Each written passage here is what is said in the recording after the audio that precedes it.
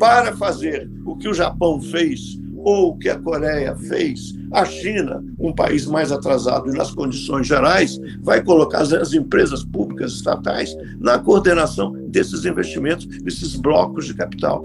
E, através das suas ramificações e os impactos e das próprias compras governamentais e as compras estatais, vai fomentar a formação de uma miríade de novas empresas que entram aí, e aí sim, empresas privadas, mas que, de certa maneira, elas são ancilares à própria estrutura produtiva montada dentro desse bloco de empresas estatais.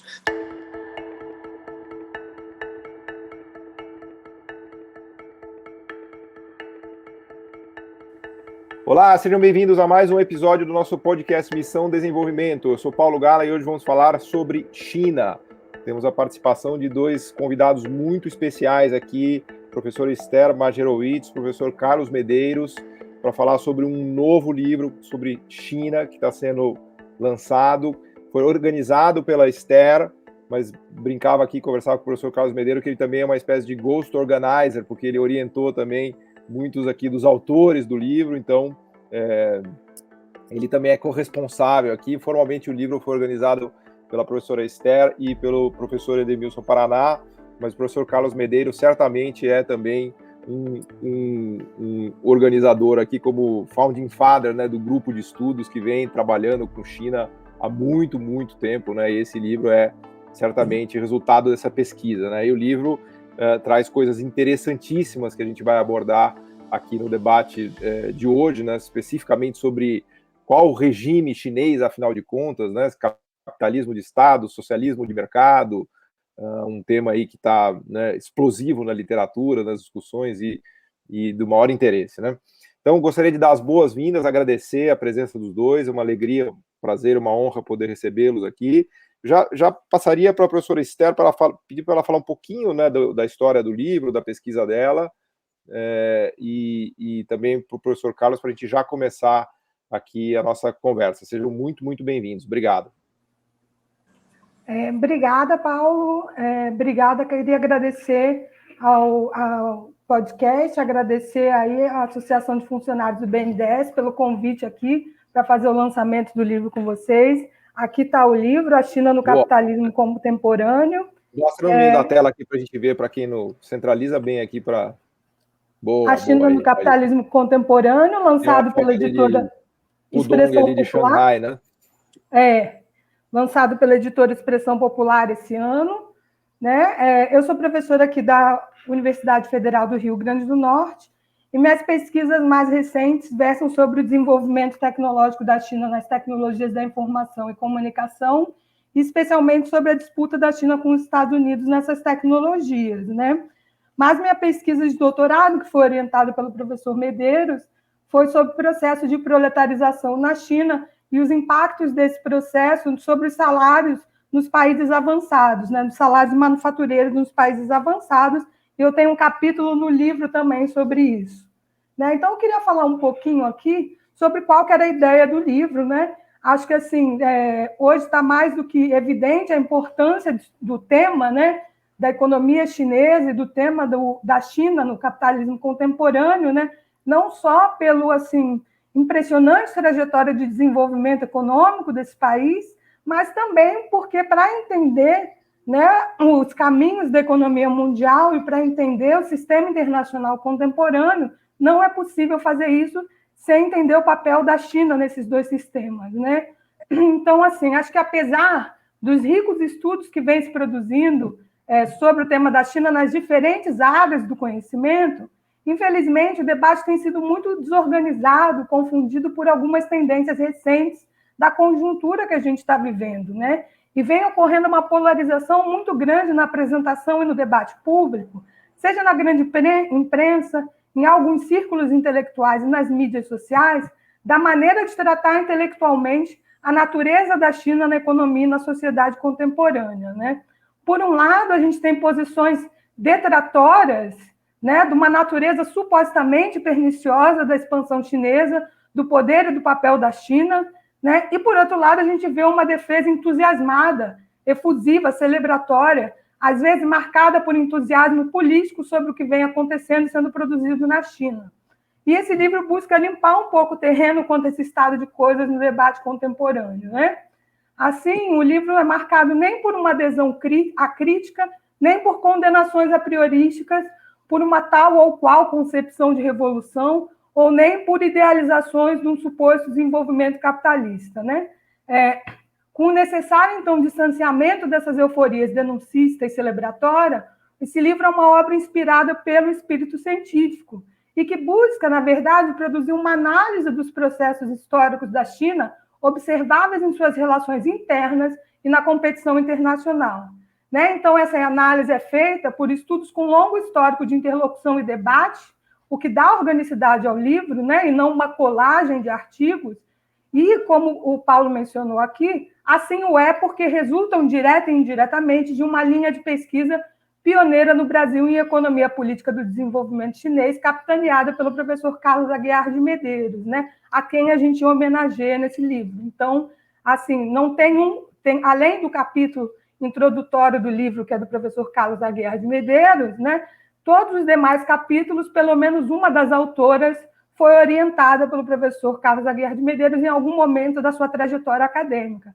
Então, esse livro é um resultado, né, dessa linha de pesquisa. Então, tem essa organicidade. Né? Então, o livro, assim, ele é só assim, estruturado em 3 partes. Né? A primeira parte é destinada às caracterizações a respeito do desenvolvimento econômico chinês, né? Que é caracterizado, então, tem um capítulo do professor Carlos Aguiar de Medeiros e outro do Edemilson Paraná e da professora Valéria Ribeiro, né, que vão caracterizar a economia chinesa como uma economia capitalista liderada por um Estado desenvolvimentista, que tem no nacionalismo econômico sua pedra angular.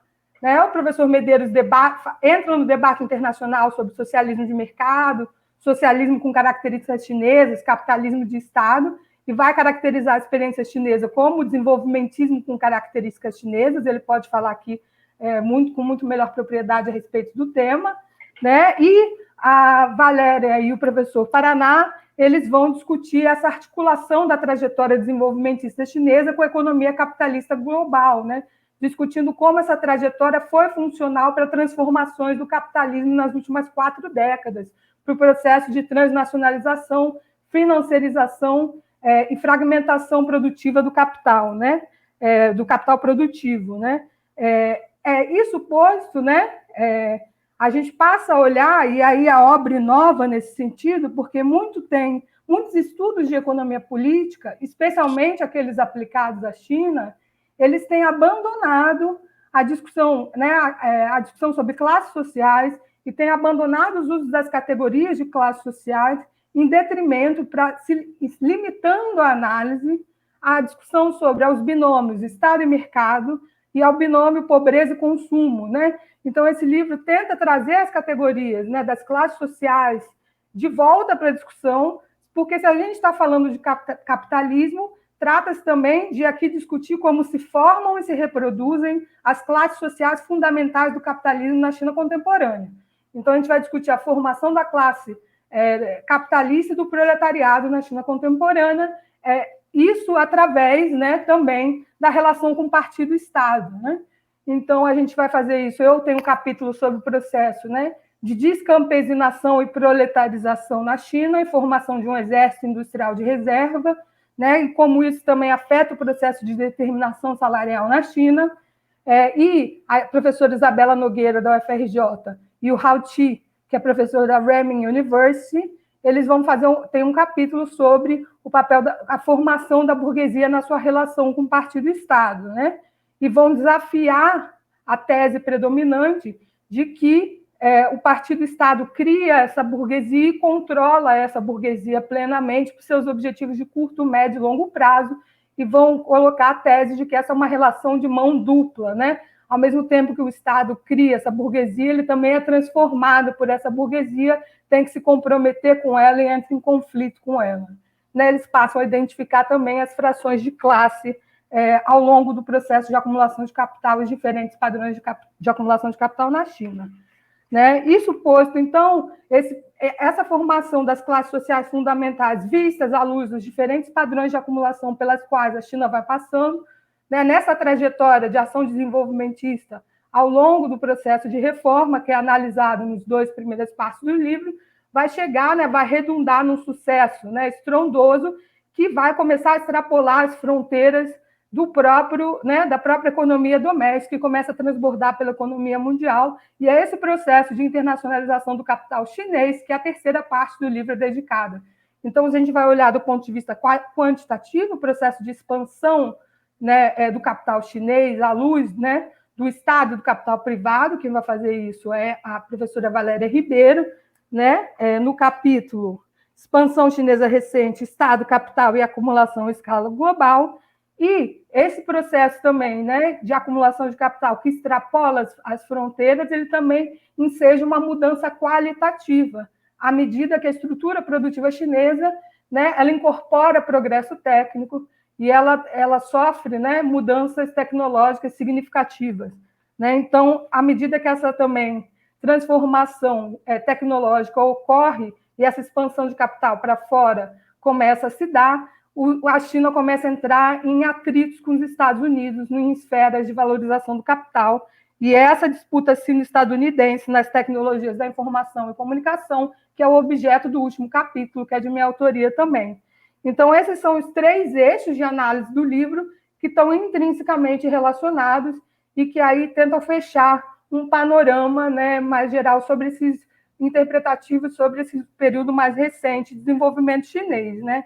Então, é isso que a gente tenta fazer coletivamente e que espero que possa abrir reflexões e contribuir para o debate a respeito do desenvolvimento recente da China.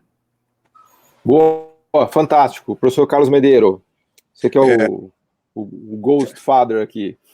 Ok. Bom, muito obrigado também pelo convite, Paulo, Associação dos Funcionários do BNDES.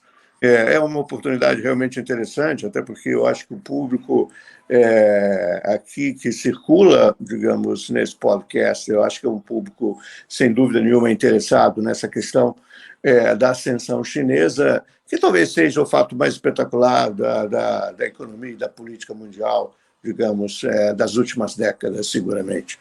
Acho que, de fato, nós todos aqui, desde que estudamos um mundo centrado e liderado pelos Estados Unidos como uma economia mais espetacular, maior e coordenadora das relações econômicas e políticas, do padrão monetário, das indústrias, das novas tecnologias, etc., etc. E depois teve a ascensão dos países asiáticos, mas a China sempre com uma particularidade, tem uma particularidade extraordinária. Bom, deixa eu só me apresentar um pouco, depois eu retomo a partir desse ponto. Bom, eu sou professor de desenvolvimento econômico, sou professor titular do UFRJ.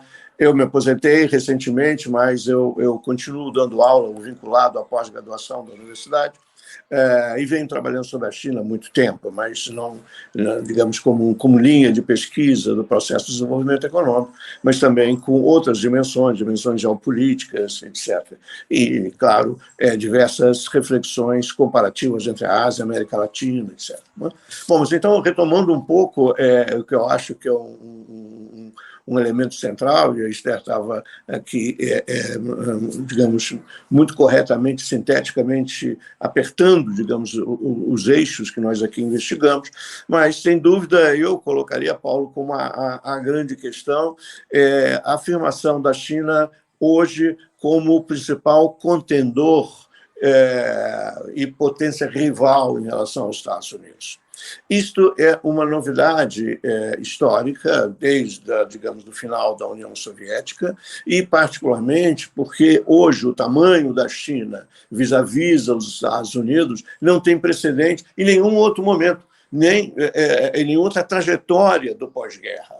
Então, essa é uma novidade e que se acrescenta, como um dos elementos fundamentais também, o fato da China, pela sua história, pela geopolítica que levou ela até aqui, não é um país que possua uma aliança militar formal e política com os Estados Unidos, como todos os países asiáticos que foram, digamos, tiveram uma trajetória brilhante de desenvolvimento econômico. Isso dá, naturalmente, um elemento específico que torna, digamos, a expansão chinesa, digamos, uma expansão peculiar.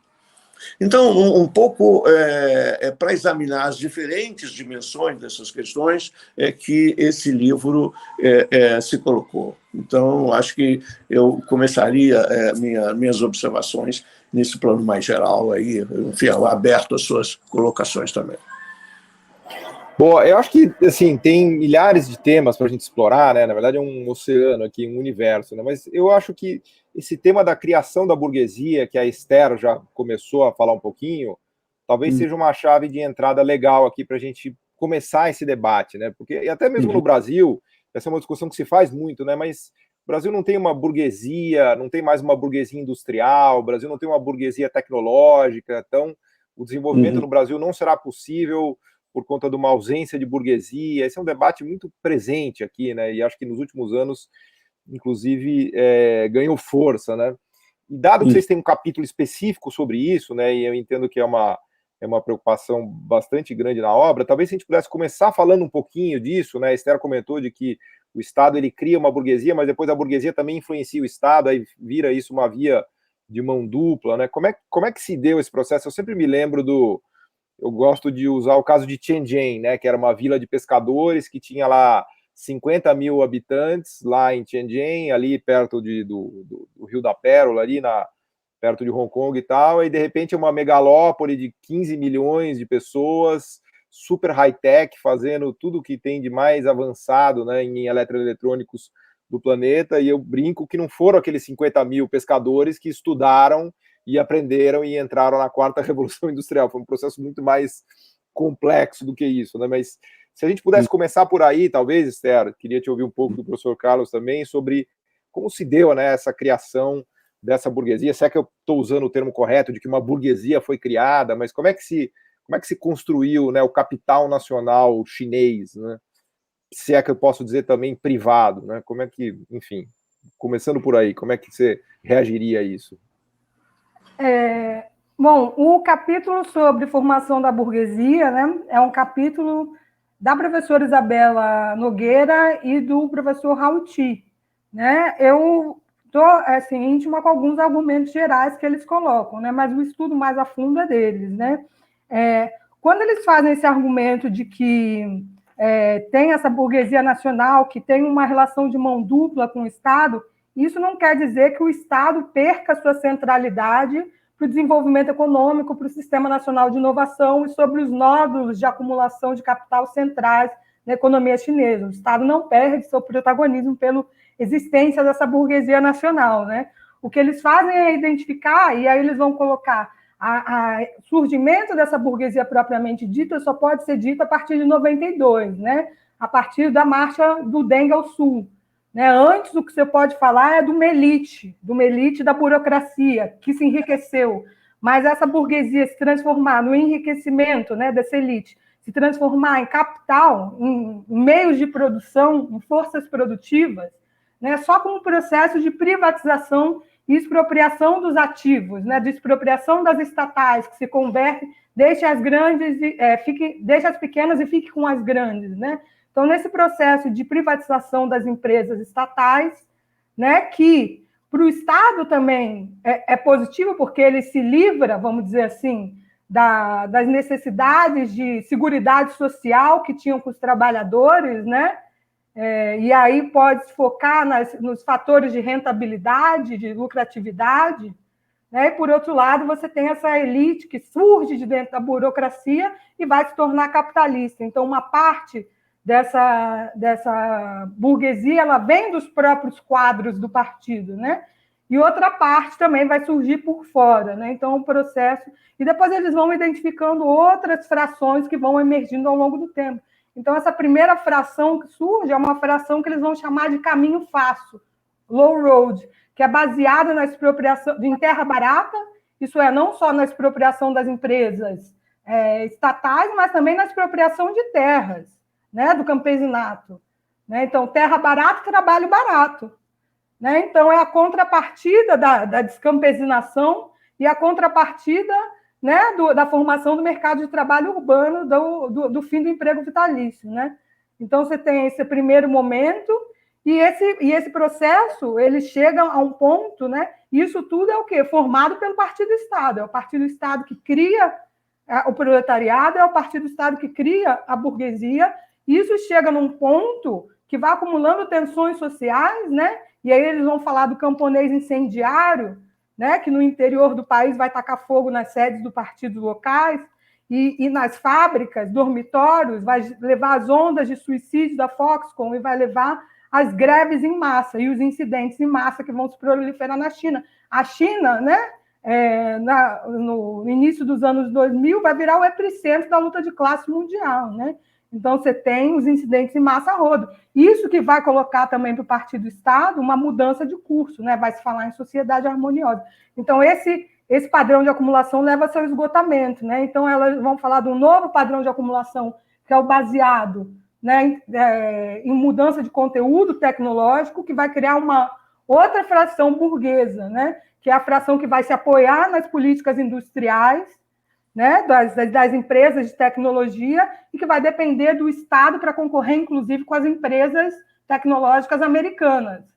Né? Então, surge essa nova fração, né, de capitalistas chineses, vamos dizer, inovativa, e, por fim, eles vão dizer que surge uma terceira fração, que é a fração financeira. Né? Então, você vai surgir de uma situação onde você tem uma burguesia que tem um compromisso... Aí estamos falando dos bilionários já, dos bilionários.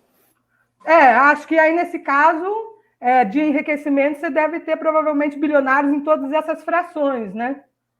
Mas que surgem de uma situação onde, inicialmente, você tem um compromisso para a transição capitalista, né? Dessa fração low road, que chega no seu esgotamento, mas que quando você passa para essa fração inovativa e para a fração financeira, você começa a surgir conflitos entre a burguesia e o Estado, porque a fração inovativa vai entrar em disputa com o Estado pela questão da segurança cibernética e da propriedade de dados. E a fração financeira pela questão do controle de capitais e pelos IPOs mundo afora, especialmente nos Estados Unidos. Então, você começa a criar tensões. Então, você sai de uma situação de compromisso por uma situação de maiores tensões. Então, eles vão traçando esse movimento e o surgimento das diferentes frações, né? Então, mais ou menos esse caminho que vai fazendo correr junto com o padrão de acumulação de capital que eles traçam nesse capítulo. Agora, eu até queria fazer uma pergunta para o professor Carlos Medeiros. O interessante é que você falou do entregar as pequenas e segurar as grandes, né? Porque parece que tem uma estratégia o núcleo, né, das grandes estatais continua na mão do Estado, né, das estatais ligadas à parte de energia, vamos dizer assim, recursos mais estratégicos, né? Como é que se deu essa divisão, professor? Como é que foi feita essa separação e como é que porque foi um troço meio desenhado pelo governo, né? Me parece que ele tirou alguns setores estratégicos, falou: isso aqui nós vamos criar uma burguesia que ela vai se virar e vai ganhar dinheiro com isso, inclusive com várias, vamos dizer assim, fronteiras de inovação, mas aqui nesses setores mais estratégicos a gente vai segurar. Como é que foi esse desenho? Né? Eu creio, Paulo, que a dinâmica, digamos, da China, na China continental, ela segue, sob muitos aspectos, de forma semelhante às trajetórias coreana e de Taiwan. Que, em geral, aliás, eu chamo atenção que uma origem conceitual, política e ideológica do próprio desenvolvimentismo chinês é a do Sun Yat-sen. O Sun Yat-sen, que foi o primeiro presidente da China, em 1911, e foi o fundador do Kuomintang. O Kuomintang que depois é dirigido pelo Chiang Kai-shek, que lá atrás era discípulo também do Sun Yat-sen. Só que o Sun Yat-sen combinava uma preocupação totalmente desenvolvimentista e achava que a única forma da China prosperar, sair da miséria e da opressão, era através do desenvolvimento das forças produtivas nacionais, e, portanto, tinha um foco, digamos assim, ele era o List, Frederic List chinês. O List chinês, boa. O List chinês.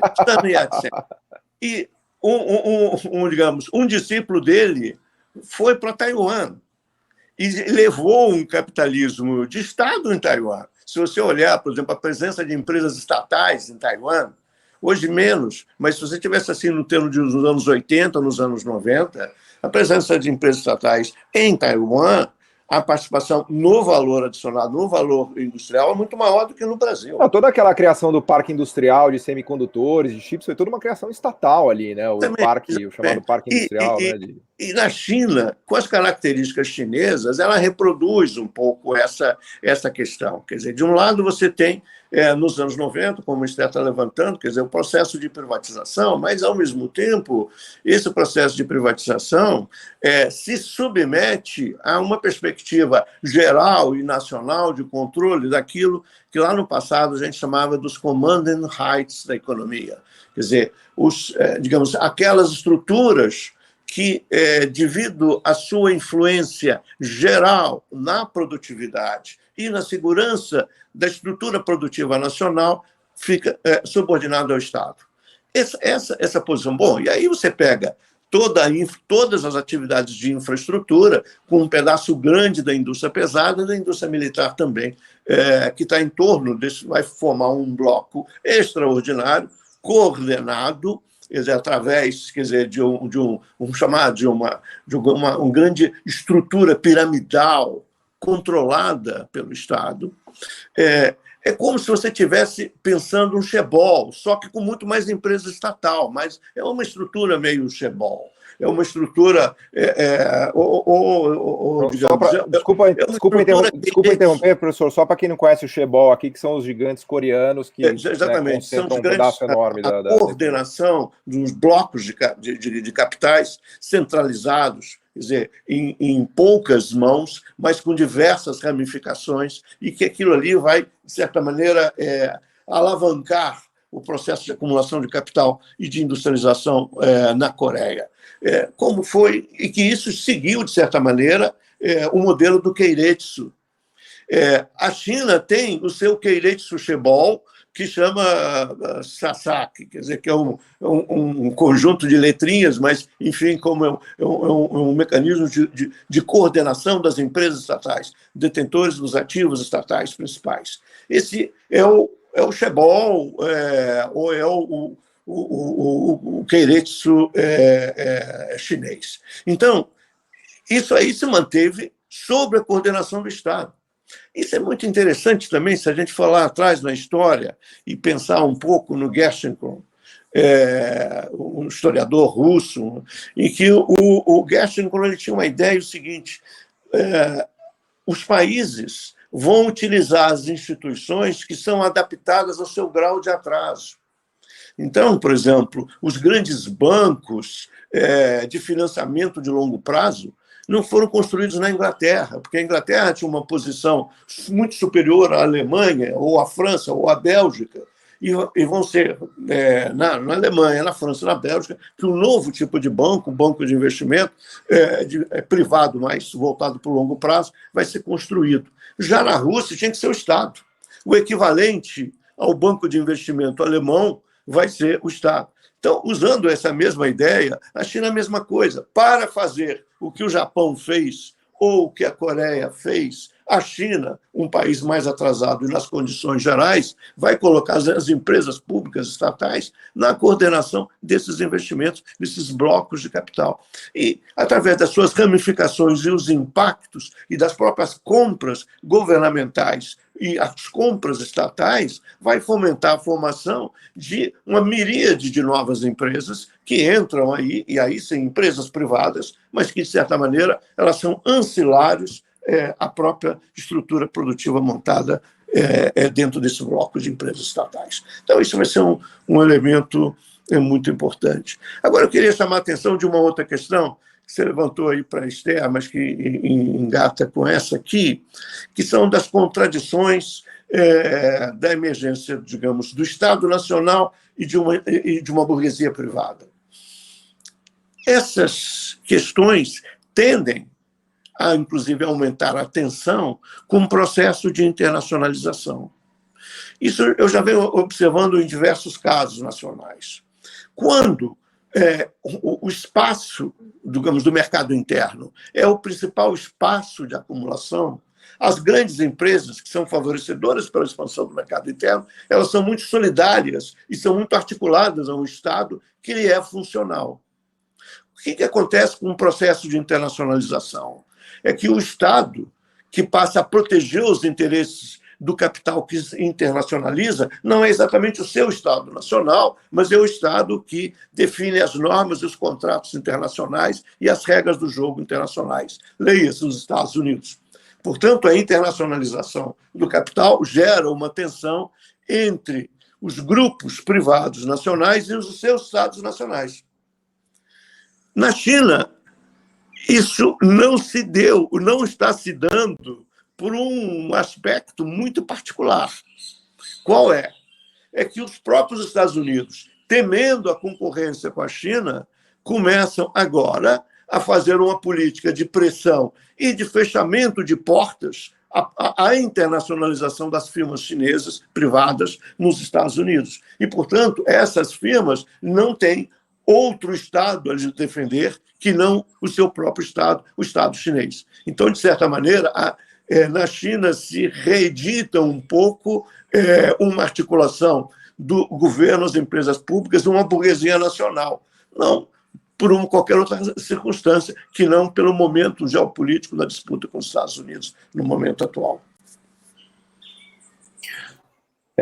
E é como se fosse um alinhamento mais forçado ali, né?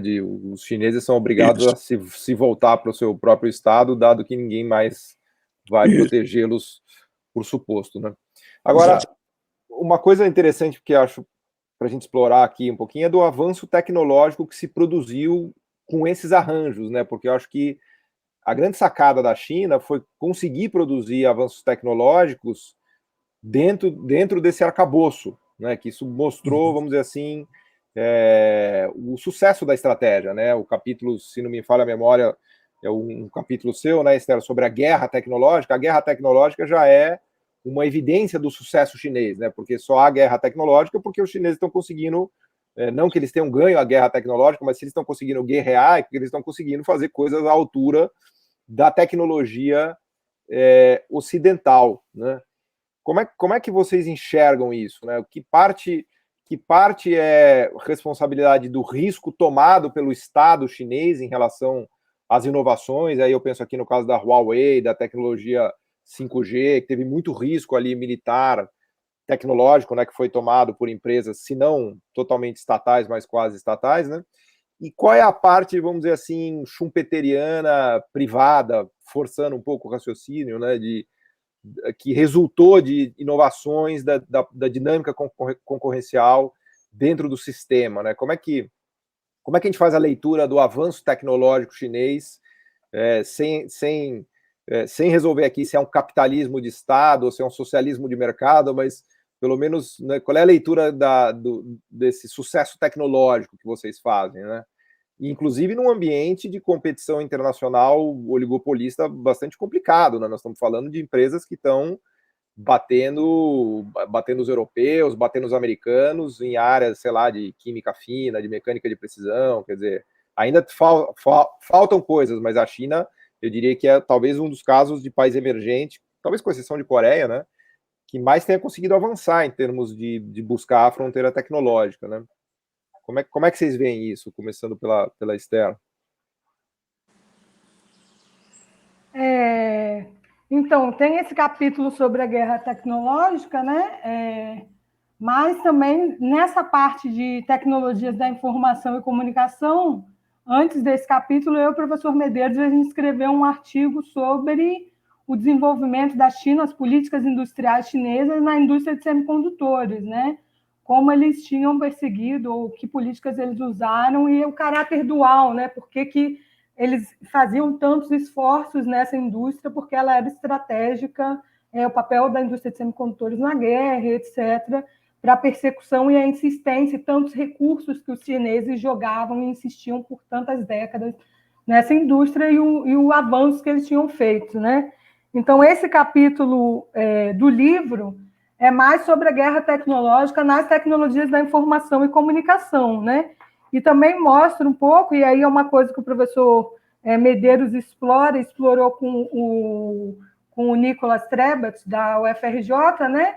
Como os chineses eles migram do Sistema Nacional de Inovação, que inicialmente é um sistema baseado no modelo da União Soviética, né?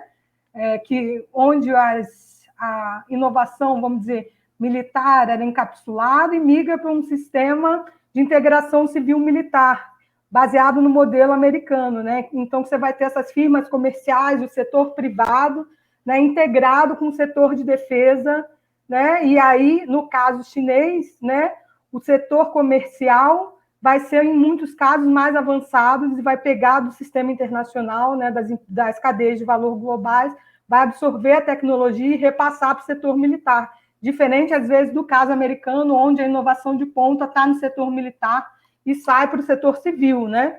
Então, tem essa especificidade, às vezes, do atraso chinês, né? Nesse caso, do papel que estaria do Estado e o papel que estaria do setor comercial, vamos dizer, privado. Mas, mesmo assim, mesmo para o processo de absorção, é fundamental esse papel do Estado puxando e organizando o Sistema Nacional de Inovação com suas políticas industriais, tecnológicas, de capacitação, educação, etc., né? Mas a respeito assim, do sucesso chinês, né?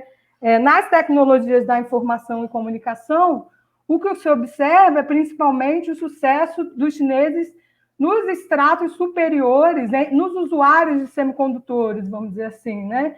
Então, no 5G, né? E aí a excelência mundial, primazia nessa tecnologia, né? Então, você vê bolsões de excelência, você vê assim, que inteligência artificial, em determinadas tecnologias da inteligência artificial, os chineses estão à frente, em outras não estão, né? Na quantidade de publicações é superior aos Estados Unidos, na qualidade, não necessariamente, né? Então, em determinados parâmetros, eles estão um pouco à frente dos Estados Unidos, em outros não, e muito sucesso nos eletrônicos, em diversos mercados, né? Mas, assim como o processo de desenvolvimento em geral e o processo de desenvolvimento aceleradíssimo da China, ele vai gerando gargalos industriais, né? E no caso chinês, o grande gargalo industrial é a indústria de semicondutores, né? Que é uma indústria, por ser estratégica, a globalização dela foi muito controlada, né, historicamente, de forma que quem detém a capacidade produtiva mais sofisticada, né, manufatureira de ponta, né, é os Estados Unidos e seus aliados militares, nunca saiu desse clube, vamos assim dizer. Né? A China conseguiu furar esse clube, mas ainda assim a sua capacidade produtiva, frente às suas necessidades de consumo, é muito aquém, né? A China só produz domesticamente 17% do que ela consome. Né? É muito pouco ainda para quem se declara querer uma política, buscar ou almejar a autossuficiência, né? Sendo que desses 17%, só 7% são providos por firmas chinesas. Então, você tem um potencial de estrangulamento pela via das importações muito grande, né? Embora a China tenha feito avanços tecnológicos, ela ainda permanece, e por muito tempo ela permanece, 2 gerações atrás da fronteira tecnológica. E a fronteira tecnológica é um moving target, né? Embora ela avance uma geração, as gerações também vão avançando, né? A cada 2 anos você troca, ou 2 anos e meio, vai trocando de geração. Então, você tem mais do que isso, né? Na indústria de equipamentos para a produção de semicondutores, aí o buraco é muito mais embaixo, né? O número de players é muito menor do que na indústria de semicondutores, né? Então, você tem Europa, Japão e Estados Unidos. Para cada tipo de equipamento em particular, você tem pouquíssimos produtores. Em alguns casos, você só tem um produtor, em outros casos, você tem 2, quando muito 3. Então, a condição para você estrangular os mercados são muito concentrados, é relativamente mais fácil, né? Então, a gente vê que os Estados Unidos, eles preservaram também uma grande capacidade de ingerência sobre seus aliados, que a gente vê eles ativando hoje. Então, mesmo quando os Estados Unidos não podem controlar diretamente... É o chamado vandalismo comercial. Vandalismo comercial. Mesmo quando eles não podem controlar diretamente, eles conseguem controlar indiretamente, com suas alianças, né? Então, que era o que o professor Medeiros estava mencionando, que a China, nesse caso, constitui uma novidade, né? Que não está entre esse caso dos aliados militares que se desenvolveram no período das últimas décadas, né? Que tiveram desenvolvimento tecnológico, que ascenderam economicamente, e que os Estados Unidos preservaram essa, vamos dizer, ascendência, né? E que mobilizam até hoje. Então, é uma situação de estrangulamento, vamos dizer assim, que os Estados Unidos conseguem ir ativando e que, vamos dizer assim, é uma parte, vamos dizer, talvez assim, que é esperado do próprio processo de desenvolvimento que ele ocorra com desbalanceios, com estrangulamentos aqui e ali que ocorram conforme a economia vai se desenvolvendo, né? Boa. Professor Medeiros. Eu acho que a Esther deu uma síntese bastante acurada dessas questões mais específicas. Eu gostaria só de levantar alguns pontos aqui adicionais. Primeiro, é que se você considera métricas sobre o conjunto da economia, a China está ainda muito mais atrasado que os Estados Unidos. Então, por exemplo, se você pegar produtividade, qualquer métrica que se utilizar de produtividade para o conjunto da economia, não é? Então, a China, por isso mesmo, a China é um país de renda média. E mesmo na indústria, é um país em que a produtividade média muito abaixo dos Estados Unidos, do Japão ou da Alemanha, etc. Mas o que interessa é que determinado... Primeiro, é a redução deste hiato, quer dizer, é que ela segue reduzindo. Já foi mais baixo, então ela se aproxima, a trajetória é de ascensão. Mas apenas eu digo isso porque tem muitos entusiasmados que já está lá, já chegou, já ultrapassou, etc. Não, calma, essa é uma questão. Também, se você olhar sobre os mercados internacionais, as grandes, nas áreas de tecnologia, as empresas americanas e algumas poucas dos seus aliados dominam completamente esse mercado geral. A China só vai aparecer em um ou outro segmento, aqui e ali, como grande empresa, em um ou outro segmento. Então, também, do ponto de vista da internacionalização do capital, a China está começando a luta. Né? Então, isso serve para... Agora, em alguns elementos pontuais, e eu acho que ela aposta nisso, e é uma coisa muito interessante, que isso já estava lá atrás, naquela velha expressão que eu gosto muito, o desigual e combinado. Quer dizer, o país é atrasado, mas aí entra em determinadas áreas, e em certas áreas específicas, ele está muito mais adiantado, que historicamente são as outras partes, os outros segmentos, os outros setores produtivos. Ou seja, então você tem uma heterogeneidade tecnológica muito grande, mas em certas áreas de ponta, por exemplo, inteligência artificial, não é? A China está muito mais próximo dos Estados Unidos do que no conjunto das atividades industriais. Então, esse é um elemento importante. E eu acho que também chamaria atenção para um outro pé de barro aí, que entra no caso da China, da ascensão chinesa, que é exatamente a parte energética. Não é? Porque não só semicondutores, que é o insumo fundamental da quarta revolução industrial, parênteses, e que a grande produção mundial de semicondutores está em Taiwan, que é o grande fornecedor tanto para a China quanto para os Estados Unidos. E não por outra razão, cá entre nós, do ponto de vista econômico, o controle ou uma influência decidida sobre Taiwan vai ser extremamente importante na provisão estável desse insumo estratégico da quarta revolução industrial. Então, essa é uma questão interessante. Mas, então, essa é uma fragilidade que tem a China. A outra fragilidade, que, de certa maneira, tem, é a própria base energética.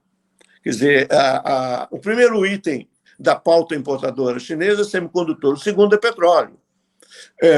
E sempre através de uma distribuição complicada, passando por... Agora a Rússia está ajudando eles, né? Deu uma casada, né?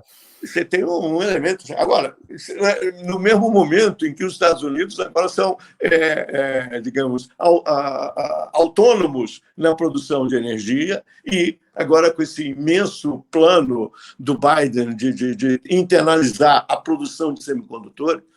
A Esther não teve tempo de falar isso, mas é porque semicondutores, na verdade, são 3 pedaços fundamentais.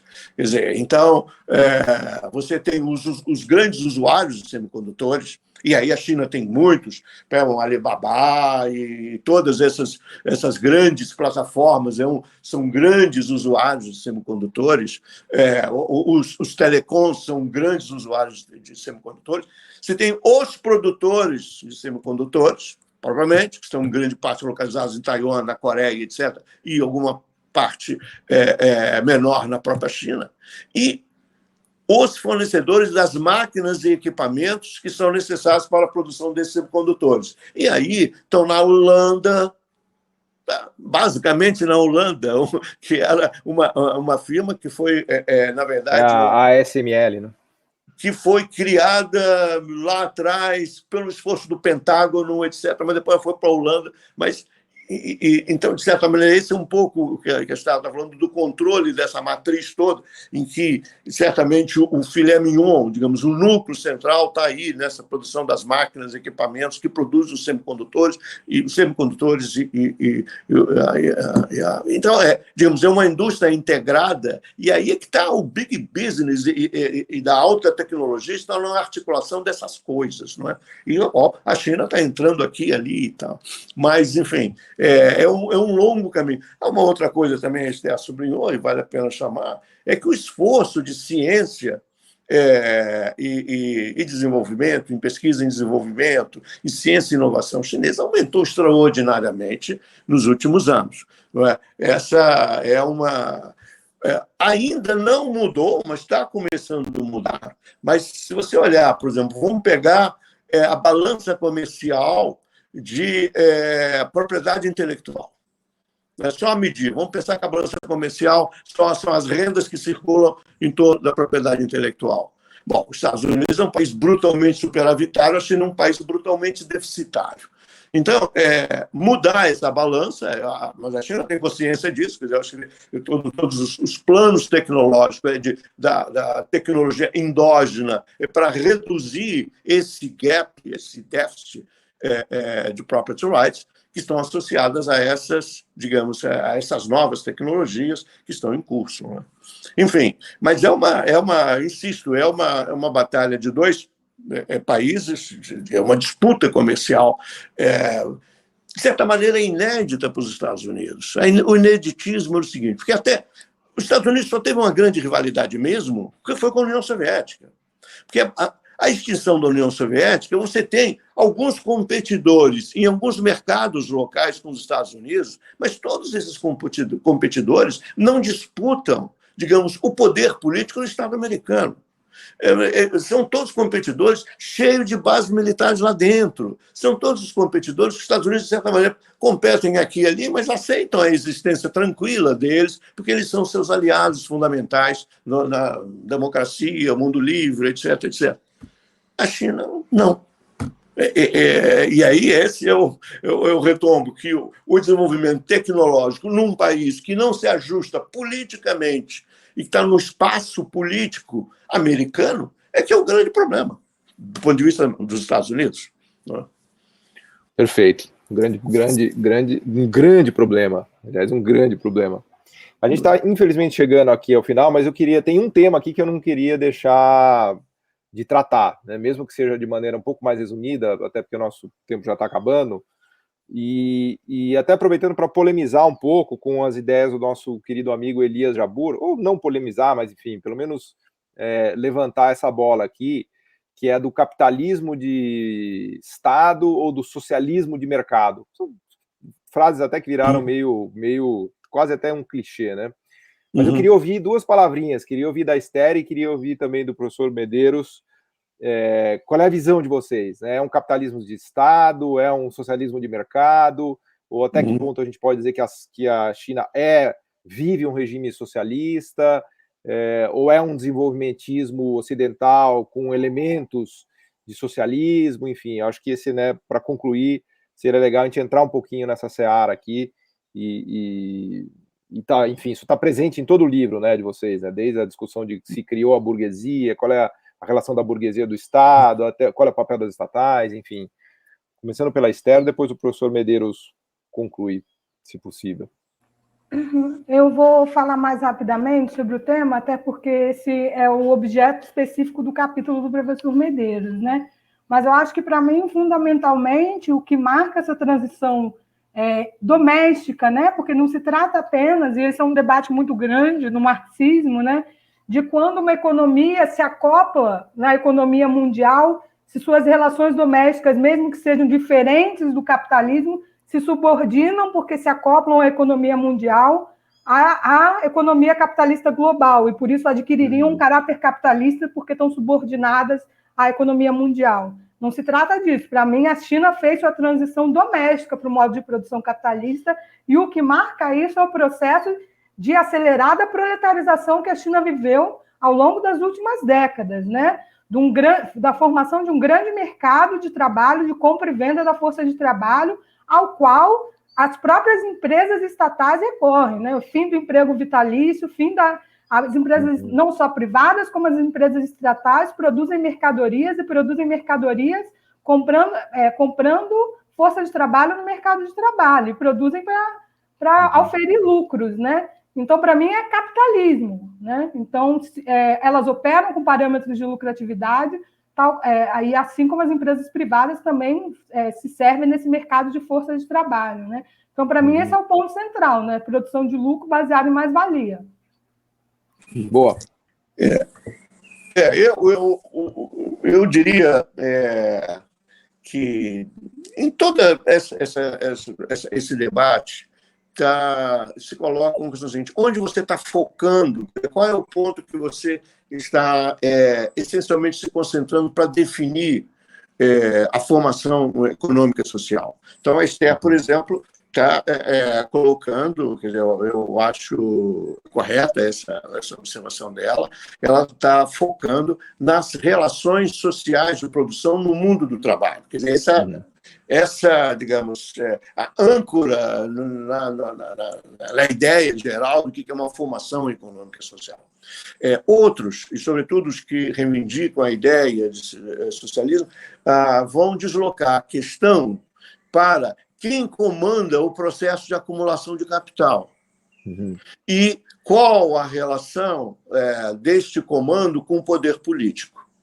Então, se quem comanda a acumulação de capital é o Estado, um Estado, de certa maneira, suposto também ser acima das classes sociais, por definição, então a noção de socialismo vem mais vinculada a isso, digamos assim, a estrutura proprietária.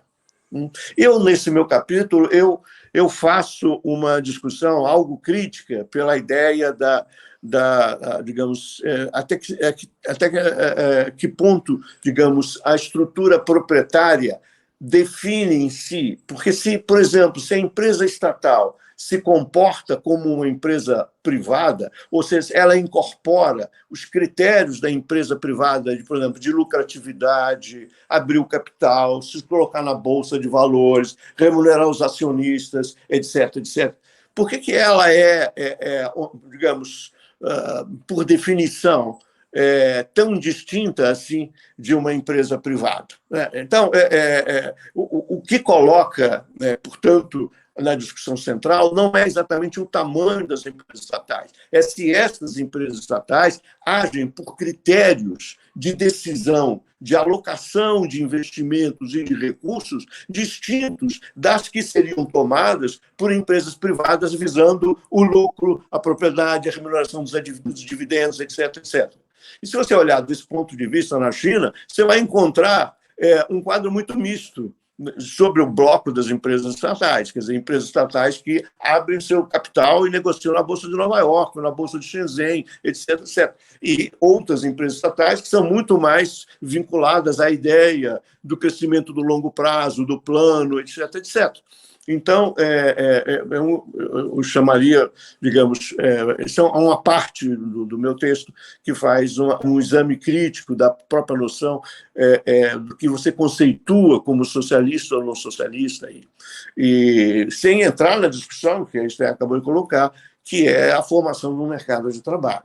Quer dizer, na China agora, por razões de grandes pressões políticas internas, está montando o seu sistema de bem-estar social. Antes ela tinha todo ele dentro da empresa, dentro de uma economia socialista, depois se desfaz isso nos anos 90, e é uma situação de grandes tensões, extraordinárias tensões, e agora está montando, na verdade, o Xi Jinping ele dá uma grande, já estava um pouco antes, mas ele dá uma continuada forte na ideia de montar um sistema, digamos, mais público de serviços sociais. Ainda assim, eu não diria que exista na China, do ponto de vista dessas relações, do seu sistema de bem-estar, algo parecido com a social-democracia europeia. Não. Parece, digamos, um sistema um pouco mais liberal, social, algumas coisas meio que mistura dos Estados Unidos, não é exatamente um sistema protetivo. Só assim, simplificando, na China não tem um SUS, alguma coisa parecida com um SUS, e que seja inteiramente gratuito, voltado, etc. Não. Existem mecanismos importantes, mas essa área ainda está em expansão. Portanto, eu diria que sim, se trata de uma economia mista, com os traços fundamentais da acumulação de capital de uma economia capitalista, mas um ponto muito importante no meu artigo é distinguir capitalismo de neoliberalismo. Escuta, que a China não é neoliberal, é óbvio que não é neoliberal. Agora, então esquece, né? Um Estado que não intervém, um Estado que não lidera. Não, esquece. Não há neoliberalismo na China. Agora, o capitalismo já foi um capitalismo organizado. Se você pegar o capitalismo do pós-guerra, o capitalismo na França, o mesmo capitalismo nos Estados Unidos, no pós-guerra, você tem um grande complexo industrial militar coordenando a tecnologia, etc., etc., e os salários crescendo colados junto com produtividade, etc. Você montou sistemas capitalistas regulados que não têm as mesmas características, digamos, do capitalismo selvagem, neoliberal, etc., etc. Muitas vezes, quem identifica, digamos, quem reage à ideia de que a China tem traços fundamentais do capitalismo, de certa maneira, supõe o capitalismo neoliberal. Não, você pode pensar um capitalismo de economias mistas, o capitalismo francês do pós-guerra, sei lá, o capitalismo japonês, o capitalismo de Taiwan. O capitalismo de Taiwan era cheio de empresas estatais e cheio de grande indução pelo Estado do desenvolvimento econômico. Mas nunca se reivindicou chamar aquilo ali como socialismo.